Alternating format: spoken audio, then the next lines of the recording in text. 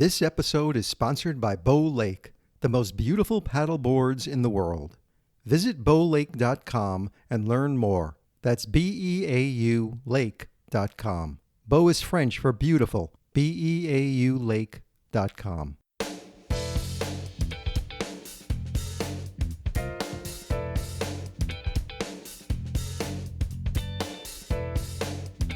You're listening to The Luxury Item, the podcast on the business of luxury and the people and companies that are shaping the future of the luxury industry.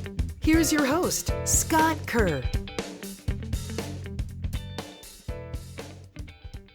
Henry Jacques was founded by Henry Cremona in 1975, and the family-owned French perfume brand has forged a reputation for creating bespoke scents of the highest quality. Initially introduced to a small group of private clients, these one-off bespoke fragrances were created to complement its wearer, to invoke personal memories and emotions, and to become an extension of their identity. Clients were able to have their tailor-made scents housed in uniquely designed crystal flacons, collaborating with the brand's experts to create an artisanal fragrance that becomes uniquely theirs. My guest on The Luxury Item is Anne-Lise Cremona, Chief Executive Officer of Henry Jacques and daughter of founder Henry Cremona.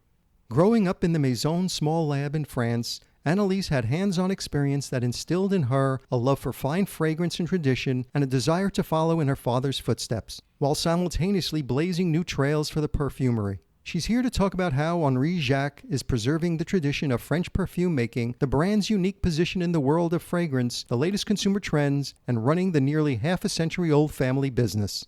Welcome to The Luxury Item, Anne-Lise. Hello, Scott. It's a pleasure to have this discussion with you today. Thank you so much for joining me. You know, I think a great place to start is to share with my listeners the backstory of Henry Jacques and your father's journey into the world of bespoke fragrances. Yes, with pleasure. You know, it's first of all, it's just a beautiful story. To make it simple, it started in 1970s. And it started with an encounter, a friendship, actually. And I must say that this is something that happens regularly, you know, and a lot of brands have such stories. And it was in south of France, so not far from Grasse. You know, Grasse is the place where the history of perfume started, let's say, in France. And my father was a great traveler. He was a perfume lover. And most of all, he was an aesthete, you say that? He was a lover of excellency. And one day he met a nose that his name was Joseph. And this man was a perfumer in Grasse. And he was himself a nose from the fifth generation in his own family. So this was a beautiful encounter. And from that, my parents, both of them who had the sense of excellency, start to dream, let's say, and he had the knowledge at that time, he had the experience, and together they've been able to push the limit. And this is, in a few words, how Henry Jacques was born. So that's really nice to know that the friendship can lead to something so exceptional, let's say. So was it from this gentleman that Henry got his nose training, his own personal nose training? Yes, absolutely, because this gentleman was really an expert, but he was what I could call a very unhappy nose, because at that time the industry, as you certainly know, Scott, switched in a different direction, where the distribution started to be more global, the quantities changes, and he couldn't really feel. He was not really comfortable. Joseph was not comfortable in this new environment. So the two together, they've been able to really go further. And this is how they started to create a laboratory with 1,200 components. And this was the beginning of an incredible history. So on one side, you have the knowledge, and on the other side, you have the capacity to dream and to push the limits somehow. And together, and with my mother, I must say, she was really present as well, they've been able to really reach an incredible level of know-how, create with him later on new scents, use the best components, and once again create what we can call the haute parfumerie brand. So building this luxury perfume house in the old French tradition, the brand was likely popular among the most elite circles. So what type of clientele did Henry Jacques have early on, and how would he work with them to create bespoke perfumes? Actually, the fact that he did bespoke was not, it was just a consequence, let's say. He never really decided to jump into the world of bespoke. But the thing is, he needed at that time to somehow survive in this, environment that changed so much. And the market was in a direction, and both of them wanted to stay in what they believed that were the best. So this is how actually they ended in what we call bespoke. But this world at that time was not even used, you know what I mean? And so the clients were people who really, the clients were people who really wanted to have the difference. They wanted to have something exceptional. They wanted to have something different from all what they had before, and this is how actually it started. It's really a consequence, let's say, more than anything else. And you grew up immersed in the business, watching your parents build up the laboratory and experiencing the world of perfumery firsthand. You also had work experience at various perfume groups before you finally joined the business, I think in 2010, and took the reins of the company. So at the time you joined, what was going on at the brand, and what was your mission as the newly appointed CEO? Yes, first of all, I started working with my father when I was 19. So I was studying at that time, and I worked with him. I did the two together, let's say, and very quickly I've been involved in this amazing adventure. So in my case, I can say, I really grew in this environment, not only because I worked with him when I was very early, 19, but mainly because I grew up in a family where perfume was always at the heart of all the discussions, So for me, it was something quite natural. So what happened when I started with him, with my father, I really, the best thing he gave me is to be completely free. So I could really express myself freely. I could really do whatever I felt. I could listen to my instinct as well. That was already very well developed, I must say, because, of my environment and also my curiosity. So what happened in the 90s, let's say, I moved to Paris, and this is where I worked for for the industry, the perfume industry, for 12 years. And this is where I made also the other side of my experience. And then later on in 2010, 11 exactly, I came back to the family company. Yeah. I didn't come in the best period, I must say, because I just came when the company was not really doing well. At that time, my father had left for retirement, the company. And unfortunately, because probably of a lack of, let's say, vision or different problems, the company has not been able to continue its growth. And I came in a very difficult period where the company was going to close. So imagine the sadness of the situation. It was really difficult to arrive in that context. But my problem at that time, and this is very interesting to hear, I guess, it's my concern was mainly affective, and I couldn't just imagine my parents to leave at their age, the situation, and I couldn't imagine the fact that all the job, all what they did for years could disappear. And this was really, really my motto, my moteur, we say. This is how, when I came back, I came with the idea to help. And in fact, I never really left. But what is exciting, what is great in this story, that I had the double vision, let's say, the double angles, because, on one side, I grew up in this family company, doing only exceptional products, believing in the best. And at the same time, I also touched this huge industry that is the perfume industry today. So I had both sides of the business. And what was fantastic is when I came back, I knew exactly where I wanted to go.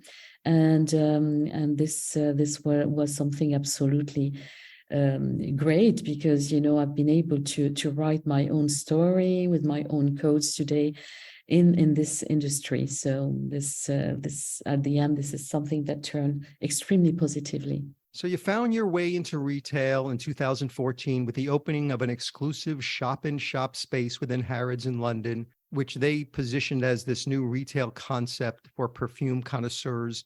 You were one of 11 brands with their own boutiques in this Harrods salon. What was it like to finally get into the retail game? Oh, so imagine the situation. I think you imagine the situation. I arrived in 2011. There was almost nothing left in the company because of the situation. And then I had this vision. I worked for 2 years, writing what would be the next step of Henry Jacques. And the good thing, as I said, that was my vision was extremely clear. And this is something that surprises me today. And so what happened, I met Harrods. They wanted to have Henry Jacques on board. And, Harrods is not only an amazing department store, but if we speak about the perfume side, it's a very important actor in the world. So they wanted to have Henry Jacques, but I couldn't imagine being in, they had this black hole downstairs on the ground floor. And this is why I declined at first. And I imagined that we could perhaps do something different together, which they really wanted to. And in fact, 6 months after, they came with a plan. And in fact, they had created this Salon de Parfum, where they invited 12 of the most, what they believed were the most beautiful brands in the world, to have their own boutique, a shop in a shop. And we've been invited to be one of them. So since that time, I think our stories are really linked.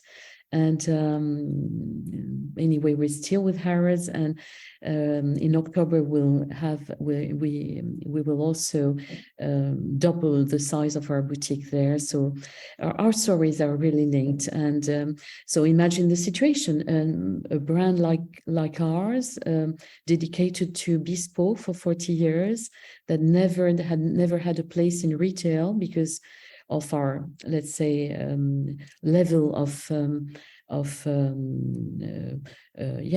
exigence. I'm sorry, I don't find the word, but our level of expectation, arriving here suddenly, not in a corner, but in the middle of, the major brands. So that was a fantastic opportunity, and also a big surprise for a lot of our neighbors. Speaking of your neighbors, what did you learn about retail from some of the more experienced neighboring brands in the space, which included Chanel, Dior, Tom Ford, and others? Mm-hmm. Well, to be sincere, I didn't learn that much because I already knew a lot, and their model was everywhere. So it was not something that I didn't know. Everybody knew it. So I think the surprise was perhaps more on their side, if I can humbly say that, because actually the day we opened, they spent so much time with us and with me, asking us questions, etc. So the model was completely new. Imagine from merchandising, we did a cabinet de curiosité, from highlights in shops and merchandising. We had this home feel with low lights and a very home feel. And also our collections, of course, they were all so different. For example, I decided to give a tribute to the concentrated perfume, the extracts, when everybody wanted to have eau de toilette. Also, we decided to kind of work on the gesture, the elegance of the gesture. We resurrected somehow the stick, the glass stick, crystal stick in our bottles. This is, this goes with the gesture, etc. So everything was so different, and but at the same time, it was so interesting because I think everybody accepted the fact that we deserve this place because of this incredible work that has been done in the shadow for so many years, the bespoke parts. So it was a very beautiful moment, and I have so many anecdotes actually coming from this period, and even from the Harrods team that are close to us till today. And that was always interesting to hear all the words and the surprise that the key actors of the industry had when they entered Henry Jacques. I should also mention, the fact that our boutique, and the first one at Harrods was, of course, the first one that took that direction, that I designed with Christophe Tolmer, who's our architect and creative director at the same time. Christophe is an amazing friend, and we work together hand in hand. And actually, when I had to design my first boutique, I asked him something. I asked him, I don't want a boutique, Christophe. I must tell you, I want a home.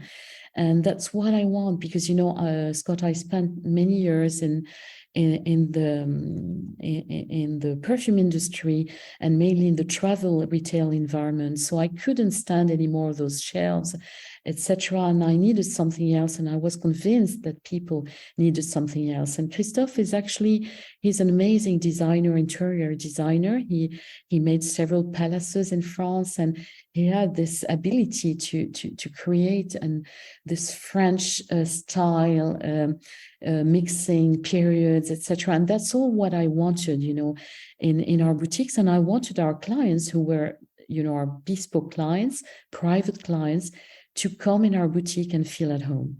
And, after that, I felt that maybe that was the future of retail. Jumping 5 years later, after 50 years of crafting custom scents for the elite few, you open your doors to the public with the launch of your first commercial fragrance line, specifically for retail. And this collection essentially introduced newcomers to the Henry Jacques universe. What did this collection tell people about what's unique about your brand? Oh, thank you for your question. I think this is the key. Actually, one of the most difficult parts for me was probably to decide what kind of direction or what collection I wanted to design. So imagine my situation. I was on a white page because the public didn't know Henry Jacques. So I could have started from scratch, using some of our creations, changing the name, etc. But no, my really concern was to be fair and to give a tribute to this immense work that has been done in the shadow. And creating the first collection, or the direction of collection, was a real challenge, because I was on a white page, and I didn't want to be influenced what has been done or what was existing in the market. So I decided that the first collection, actually, that we call les classiques, because classic for one reason, is that they are all from our bespoke history. And so the most complicated thing was for me to find 50, or to stop the collection at 50. I must say I had to stop because I used my memory. Imagine, I used my memory I remember it took me 2 years, and I have to say thank you to my father, who really let me do that, because he came back, I didn't tell you that, but he came back after 2011 for a few years. We were together, and I was completely free to design this collection. So I had to find very deep in my memory my favorite perfumes, and I think I did right, because, I chose 15 of them. They were, as I said, all from bespoke, so all amazing creations, because let me explain you something, Scott. When we create a bespoke, sometimes we can create 20 perfumes, and you don't know why one is the right one, but this doesn't mean that the creation power behind the others is not interesting. So I just wanted to give a tribute to this amazing, crazy work that has been done. And this is how I designed my collection. So we started with the 50 classics. And as I told you, I decided also to give a tribute to the extracts, because, in France, we have a song, very famous song from Serge Gainsbourg that says a few drops of essences, because this was the elegance in France. We used to wear a few drops on the wrist or behind the ears. And this is what would give the trail and the beauty of a personality. This is what people could remember about someone. So I really believe that I wanted to not to do what was easy, what everybody was asking for. I wanted to do what I believe was true, what was the best, and this is how I build my collections. And that, I must say, that was in French we say contre vents et marées. This means that it was not easy, because this is not at all where we were expected. And but this gives you a little bit probably the tone of my spirit, and the spirit behind Henry Jacques. We'll be right back after a quick break with more of my conversation with Anne-Lise Cremona.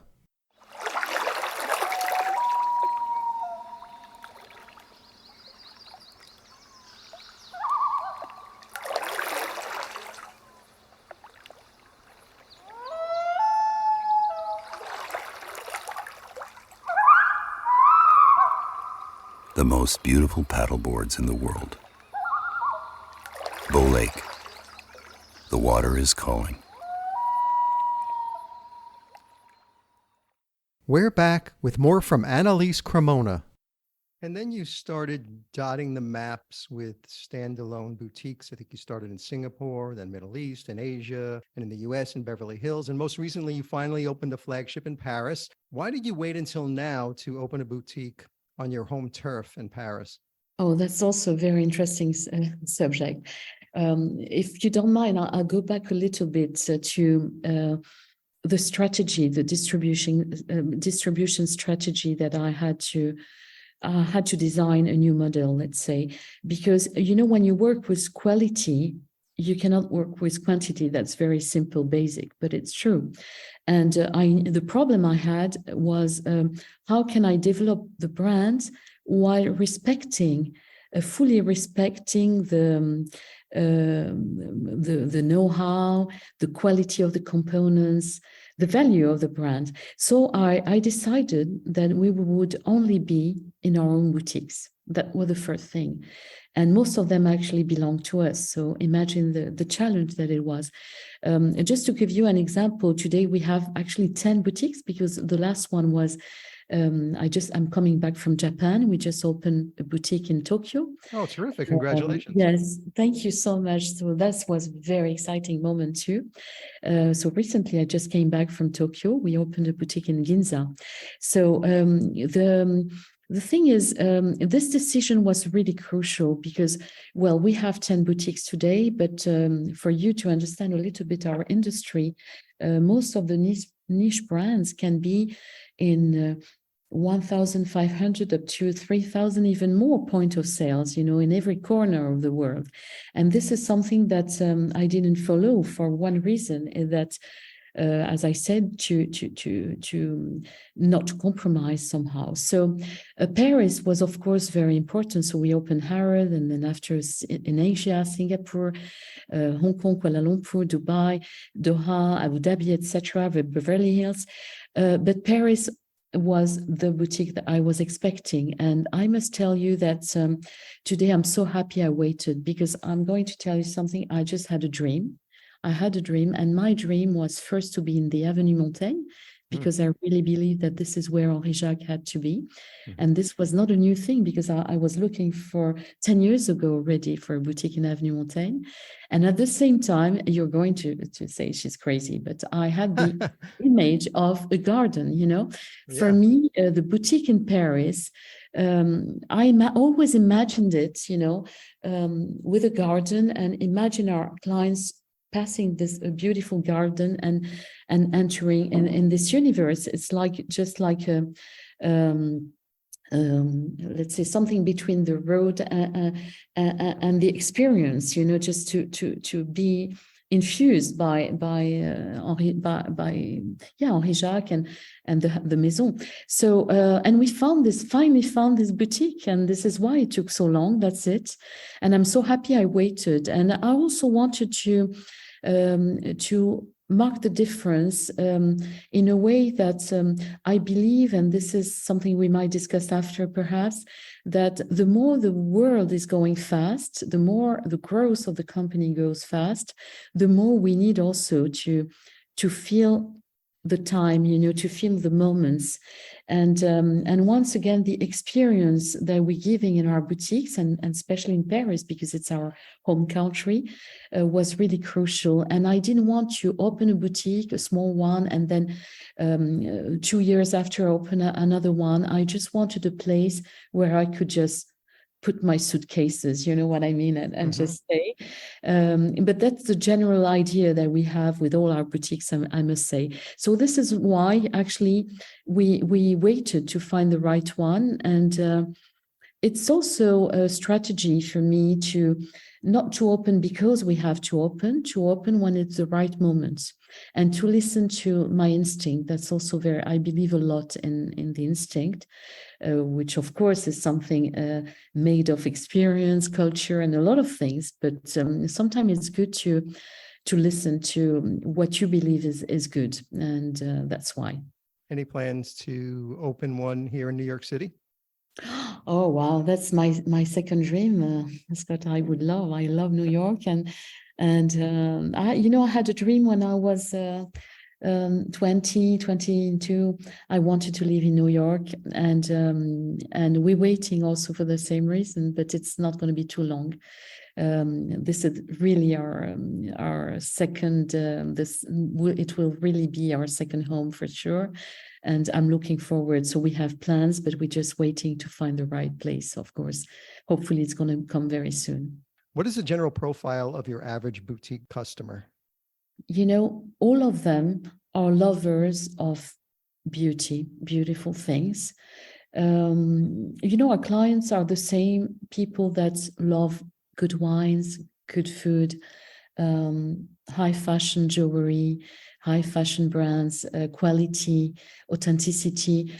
And they're very curious, actually. And I must say, and some of them, and a lot of them, are perfume connoisseurs. It's really exciting to know that people more and more are completely are collectors, perfume collectors, and they can spend hours speaking about their perfume. There's a community that is extremely active on that. And in that community, you have all different ages, different cultures, different backgrounds. That's what is exciting. And what we find out at the moment is there are a lot of young people now that are joining Henry Jacques. Actually, one of the latest bespoke we did was for a young man who was 24, and he loved so much the different tests that we made that he decided maybe to have a collection of bespoke, and he's only 24. So that's also exciting. I must say that I'm very impressed by the new generation that is extremely, that goes into details. Thanks to social media, let's say, they have the chance to do their own opinion, and they're extremely curious. So we have also a lot of people that are nostalgic to beautiful perfumery. Sometimes, for example, in US, where we've been present in the 90s a lot, we have sometimes some grandchildren that are looking for the bespoke of the grandparents, because we still have everything in our books. We had this experience recently. So it's really exciting to see that. And whatever the cultures are, because they're so different from US to Japan, imagine, to Dubai, at the end, humans are humans. And we all love beautiful things. We love we love true stories. We love authenticity. We love quality. We love natural components in that case. So all that's really put people together, in the same spirit.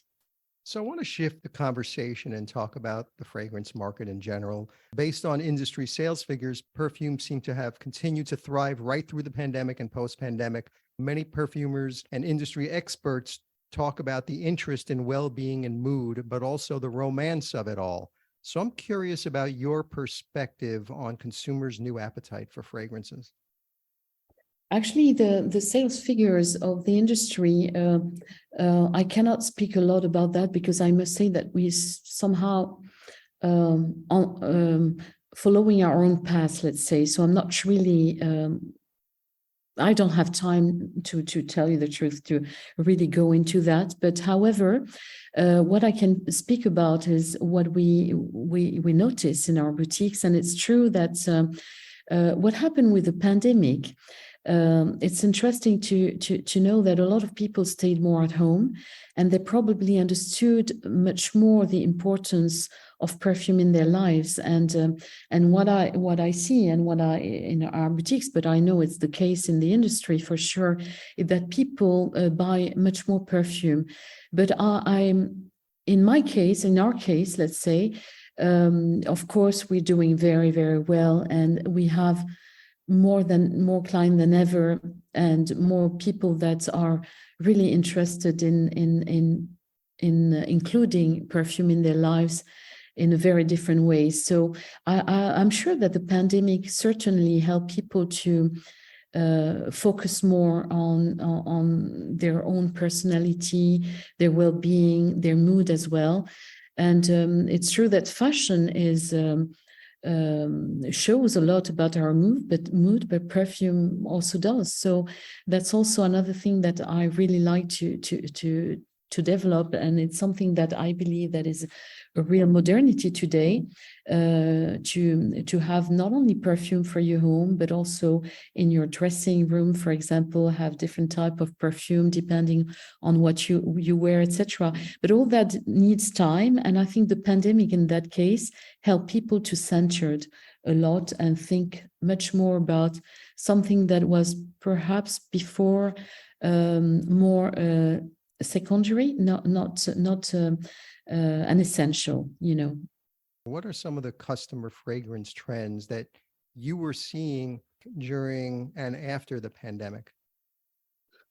In terms of choice, I don't really see a difference, because when I explained you that our first collection is composed of 50 fragrances, and when we launched it, I thought, okay, I'm sure that maybe 10 of them will work, but at the end we haven't changed anything since 2014, because they all have their personality, and I don't really feel that it has really changed in terms of taste, because in our collection, once again, which is not based on the market demand, our collection is extremely rich in terms of variety. So we have very fresh perfumes, of course, but also very deep, very complex, flowery. We have all sorts of perfumes. So our clients could always, they can always find their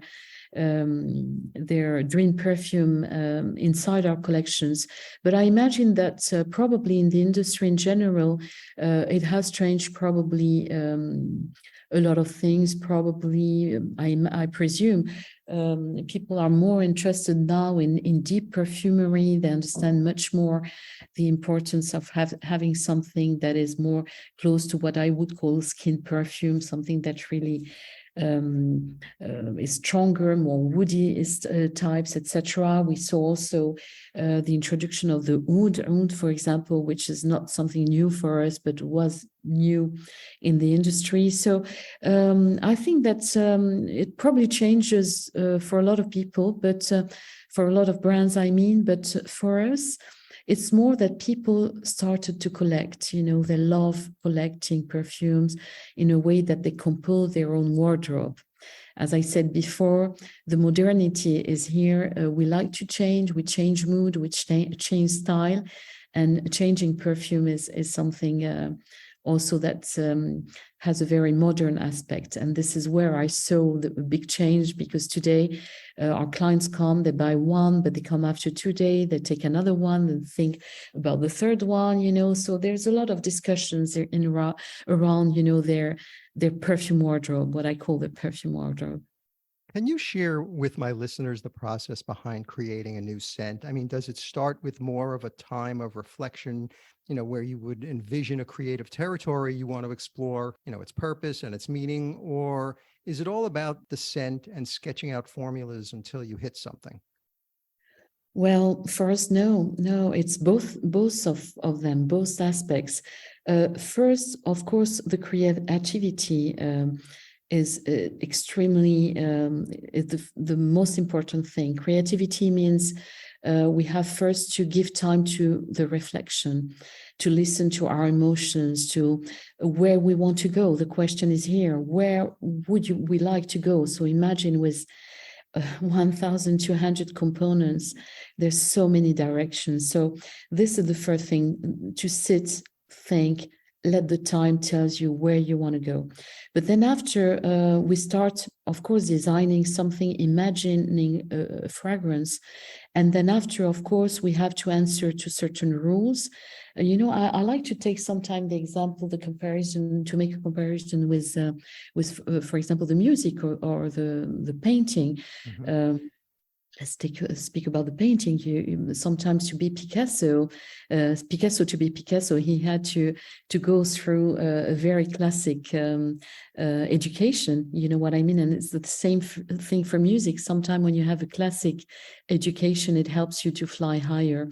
And this is really what happens with us. On one side, we have the creativity, but on the other side, we have the rules that Haute Parfumerie and Henry Jacques gives us.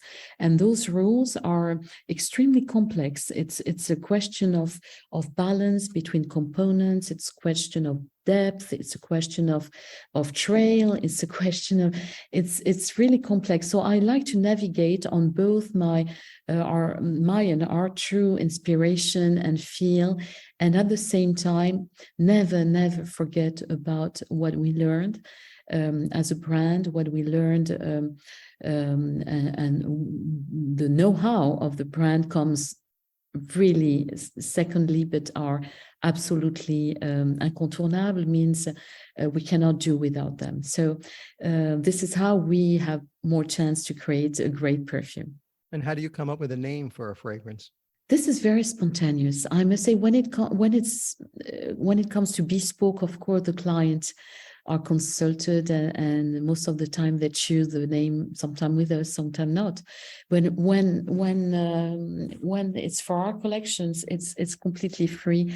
And you know, Henry Jacques is about culture. We love. You know, I like those words from Baudelaire, who's a French poet, that say that les parfums, les sons, les couleurs se répondent. Perfume, sounds, colors answer to each other. Nice. This is what I like about perfumery. It's not something, it's something extremely large in terms of creativity, you know, because when you speak about perfume and Henry Jacques, we speak about, of course, the earth, the different component, the people that, you know, I'm just speaking to you today from Paris, but not even a week ago, last week, I was in south of France in the middle of our roses, because we planted roses with the people that are harvesting the roses, and those people are important to us. You know, we had moments together, we share passion, and that's what I like. And when we need to give a name, and it's also all that, it's our culture, it's the encounters, the book that I read, sometimes the music I'm listening to, some of, you know, our perfumes like Belle Isabelle, Roi sans équipage, are inspired by French songs. At that moment we used to listen to this one, and then this is how it goes. And some are given by my father, the Cavianca, Ozara, Temporaline. This is something a name that comes from nowhere and that I heard when I was 14, 15. So this is how it goes. The freedom is key. The creativity needs a lot of freedom. And what I like with our business model is that we give the best place to creativity. So over the last couple of years, it's becoming increasingly evident that the perfume industry is not immune to the effects of a warming world. All those scents that we desire in a bottle of perfume come from nature. The unpredictable occurrence of heat waves, drought, and excessive rainfall is reducing flower yields or preventing them from growing entirely. And this is most evident in Grasse, which is the fragrance capital of the world. Yes, actually, we were never really in Grasse for one reason.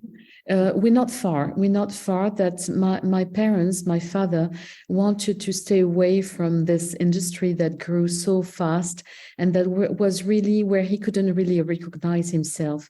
And yesterday I was speaking with a member of my family that was explaining me how what he heard about some of this industry, the size of the company, and mainly the use of synthetic and chemicals, in the perfume. So I'm very sensitive to that, to tell you the truth. And I'm really sensitive to, of course, the environment and the problem of our planet. And I think we all really have a role to play. If I speak about Henry Jacques, I think that it probably influenced me not to imagine to have a too large company to control and limit the production. If you have a moderate business model, of course, you can definitely, to my opinion, help this warming effect. Why? Because the production is not led by the market; it's really led by your decisions, and to extend and by also the production of natural components. In our case, we use a lot of natural components, so of course this is where we have a limit. And also, I believe that less is more. I think that's important. In terms of perfume, less is more. And we definitely can wear less perfume of a higher quality. This can help. The fact that we don't have 3,000 point of sale helps, as I said.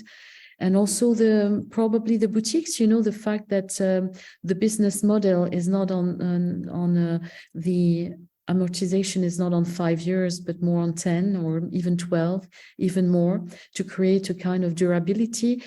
There's many ways, Scott, many ways to think about that. Another thing could be also the alcohol. I like to use organic alcohol, because I think this is respect to the earth and respect to the farmers, to the consumers. Use less plastic, for sure. Our bottles are mainly made of crystal and glass.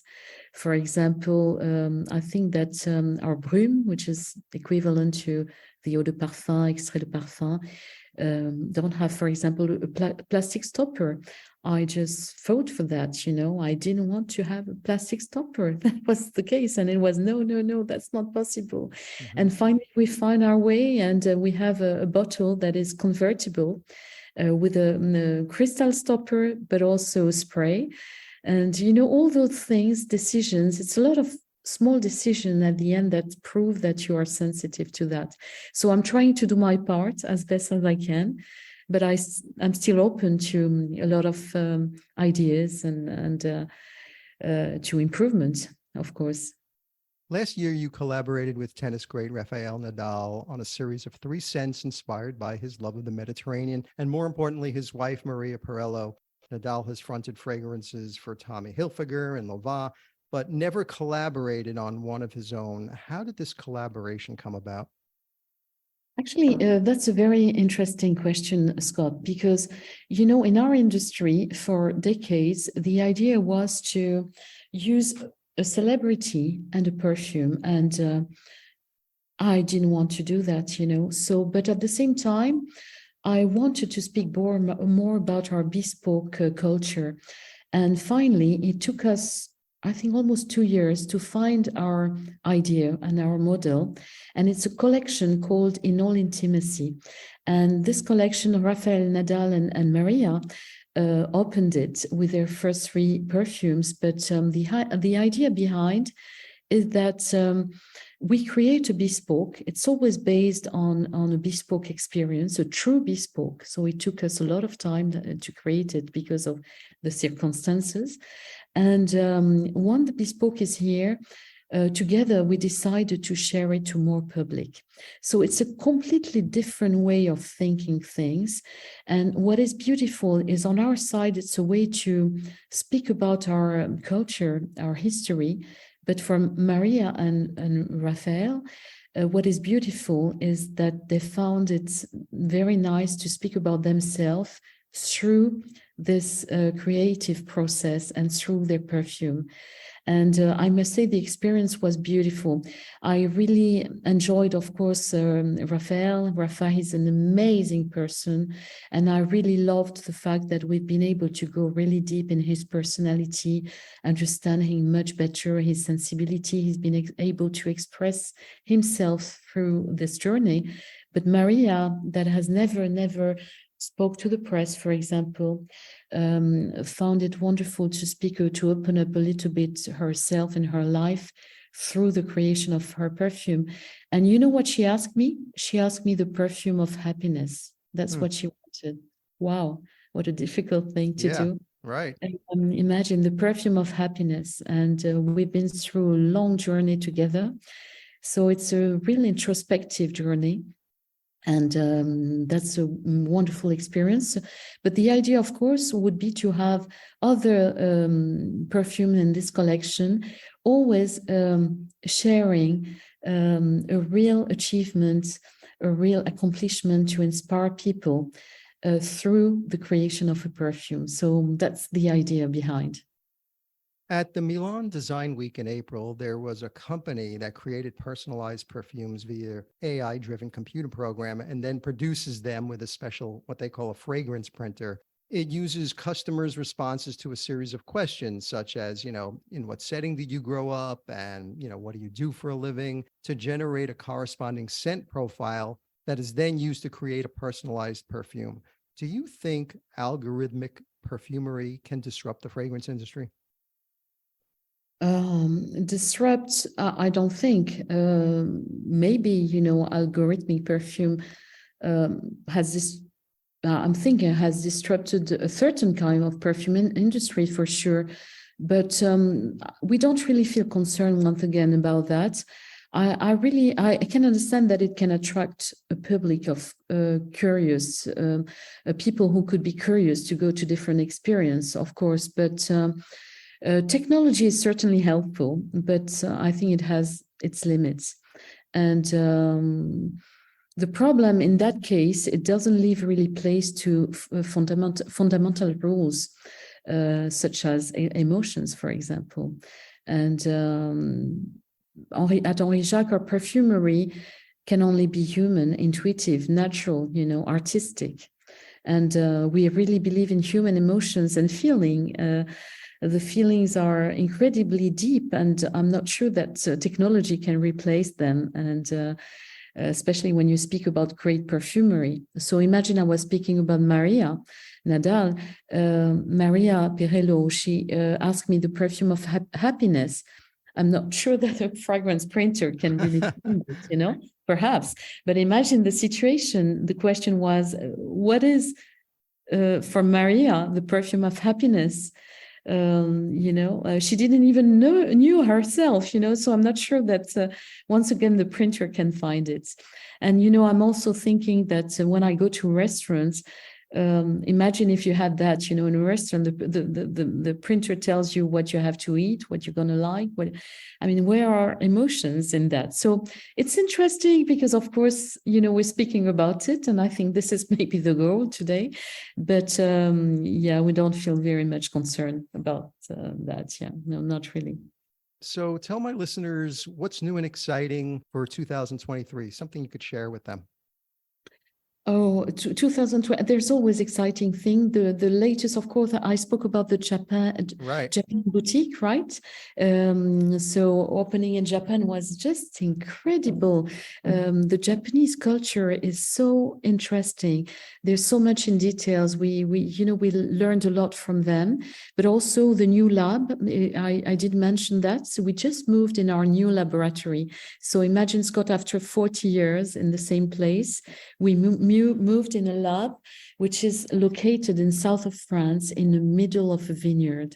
And it's just a dream. And we designed with Christophe Tolmer that I mentioned before, the lab of our dream. And it's just open because, we moved 3 weeks ago, and it's still under process. And, seeing all this immense work there in this environment is extremely touching. So this is a big event for us, and of course it will help us to create more, to answer to the demand of our boutiques, etc. Another thing is the first harvest of roses, as I mentioned. So we have a lot of ideas behind that will go out, and many projects, many collections. You probably heard about our innovative click-clack. It's an accessory that we like to say it's a mark of allure. It's a new accessory that helps us to travel with style with our perfume collection. So we have several collections that are coming out with also limited edition designed for Rafael Nadal and others. So many exciting things once again. So Anne-Lise, my final question, which I ask all my guests, is the luxury item question. So if you were stranded on a deserted island and you can only have one single luxury item with you, what would that one luxury item be? It can't be any form of air or water transportation to get you off that island, or anything that requires mobile service so you can call someone to get you off that island. It's just you, sand, palm trees, and an ocean. What would that one single luxury item you would like to have with you? First, I wanted to be kind of original, saying, okay, maybe a jewelry, a watch, etc. But no, really, Scott, definitely without any hesitation, I would take my personal perfume collection. I would take a box of 10 because it's one item, okay? A box of 10. A box, that's good. You figured out how to get around that. You love to do right. that. Yeah, a box of 10. I would probably hesitate between, the Brume Essences Solid for Henry Jacques. But you know why? It's just because with this box, I'll be able to feel that I have everything with me because it will remind me home, my souvenirs, my emotions, the places I visited, my friends, moments. So I think I won't feel alone with that. So in fact, at the end, I would say it's true that perfume is really the ultimate luxury, to my point of view. Anne-Lise Cremona, CEO of Henry Jacques, thank you so much for joining me on The Luxury Item. Thank you. Thank you, Scott. It's been a great moment for me. Thank you.